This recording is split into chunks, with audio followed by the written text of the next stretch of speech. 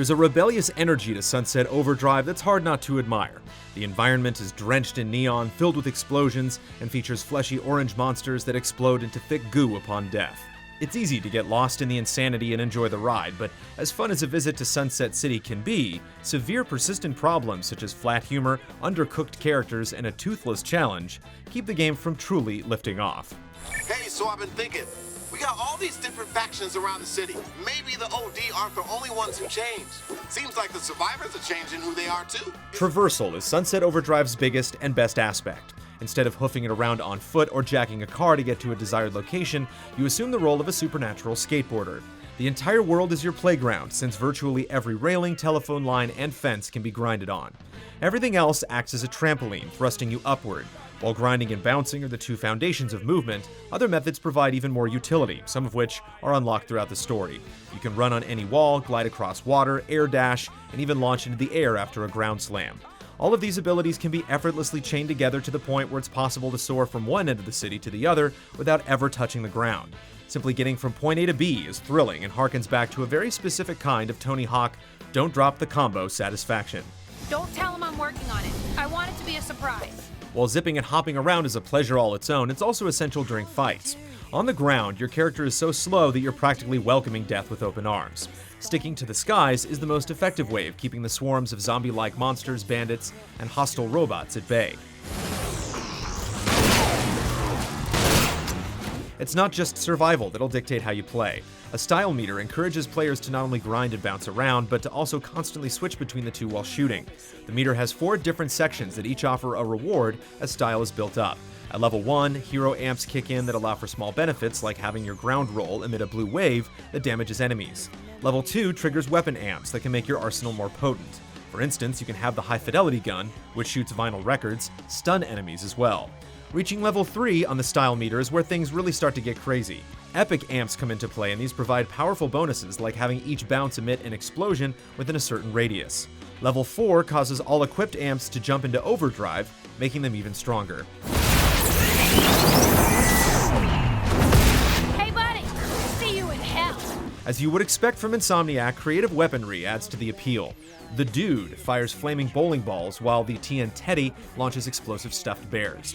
Not all of the weapons carry that inventive spark, but there's definitely enough of it present. The problem is that once you get decent at building up the style meter, the game just sort of rolls over for you. As soon as the various amps take effect, you're so incredibly mighty that it's almost impossible for anything to touch you.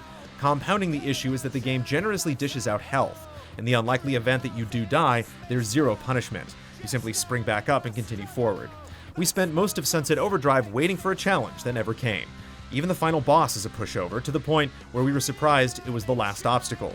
This could have been remedied by different difficulty settings, but Sunset Overdrive takes a one-size-fits-all approach and suffers for it. At least Chaos Squad, the game's online multiplayer, can put up a fight. You and 7 other players complete short challenges in a specific part of the city, with all of it leading up to a Defend the Fort style mission.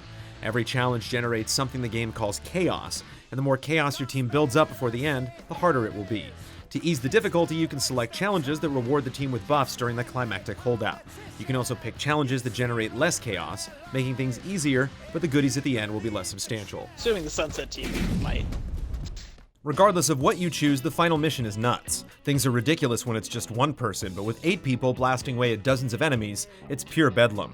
At first, it's so overwhelming that it can be hard to discern what's going on, but eventually, you'll learn how to function in the explosions, thunderstorms, acid showers, and fireworks. Impressively, the game's performance never buckles, and the frame rate remains solid during our time with both the single and multiplayer. Yet for all of its strengths, Chaos Squad struggles to remain interesting. It doesn't take long for the same or similar types of challenges to repeat, draining the appeal.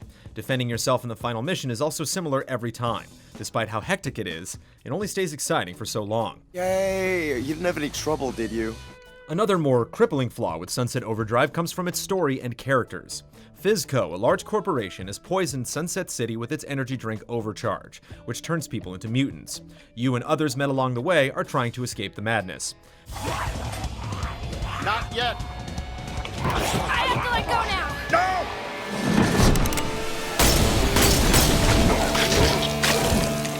Having such a thin plot isn't the issue, but rather, what is there isn't presented well. Characters are thrown in haphazardly with little to no purpose other than to have you fetch or kill something. Even worse, nearly every character is a stereotype of some sort or another.